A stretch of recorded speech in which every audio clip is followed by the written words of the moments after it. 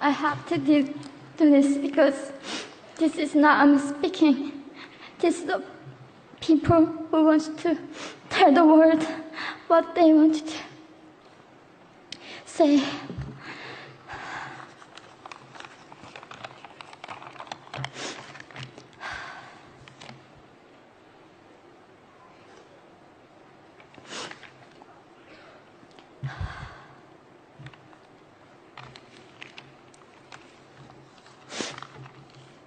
North Korea is an unimaginable country.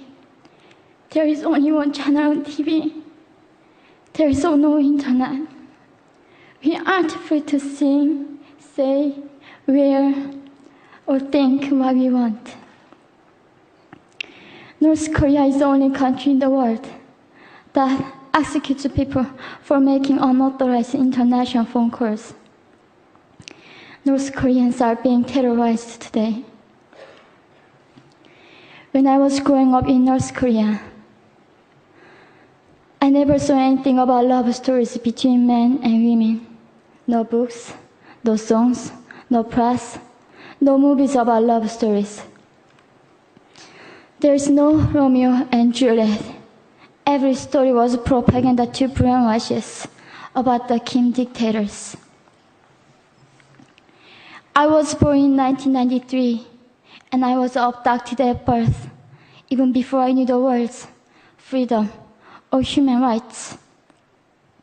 North Koreans are desperately seeking and dying for freedom at this moment. When I was 9 years old, I saw my friend's mother publicly executed. Her crime? Watching a Hollywood movie. Expressing doubt about the greatness of the regime can get 3 generations of a family imprisoned or executed. When I was 4 years old, I was warned by my mother not to even whisper. The birds and mice couldn't hear me.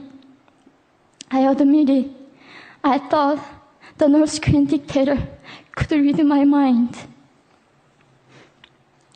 My father died in China after we escaped North Korea.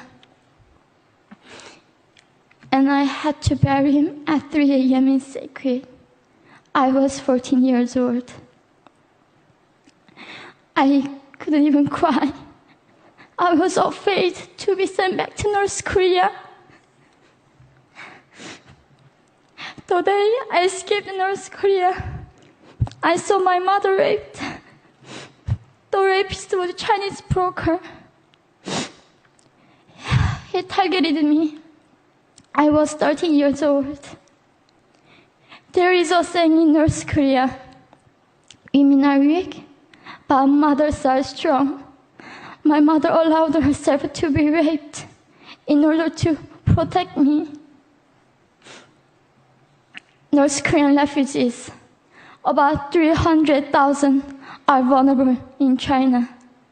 70% of North Korean and teenage girls are being victimized, sometimes sold for as little as $200. We walked across the Gobi Desert, following a compass. When they stopped working, we followed the stars to freedom. I felt only the stars were with us. Mongolia was our freedom moment. Death or dignity. Armed with knives, we were prepared to kill ourselves if we were going to be sent back to North Korea. We wanted to live as humans.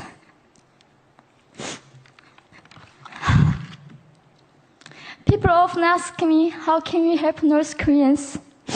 There are many ways, but I would like to mention 3 for now. 1, educate yourself so you can raise awareness about human crisis in North Korea. 2, help and support North Korean refugees who are trying to escape to freedom. 3. Petition China stop repatriation. We have to shed light on the darkest place in the world. It isn't just North Korean human rights. It's our rights that North Korean dictators have violated for 7 decades. We need governments all around the world to put more pressure on China to stop repatriation. In particular, Chinese delegates of One Young World can play a part by speaking up.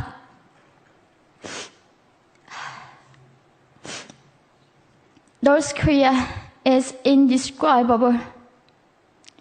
No humans deserve to be oppressed just because of their birthplace. We need to focus less on the regime and more on the people who are being forgotten. One Young World, we are the ones who will make them visible. Fellow delegates, please join me as we make this a global movement to free North Koreans.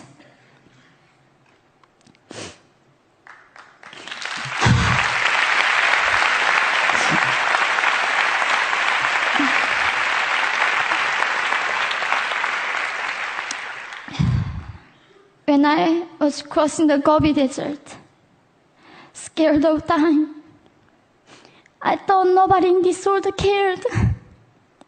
It seemed that only the stars were with me. But you have listened to my story. You have cared. Thank you very much.